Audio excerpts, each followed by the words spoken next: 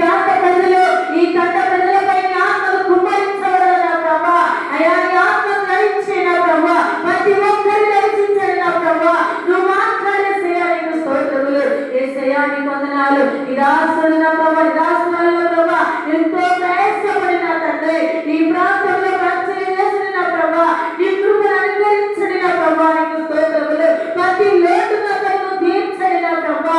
అయ్యా నీకు మహిమ కలగన తండ్రి, నువ్వు జరిగించిన తండ్రి, ప్రతి ఒక్క ఆత్మను నడిపించిన ప్రభా, నశించిపోయే ఆత్మను నా ప్రభా నువ్వు నడిపించేసయ్యా, నీకు స్తోత్రములు. నువ్వే తీసుకురండి నా ప్రభా.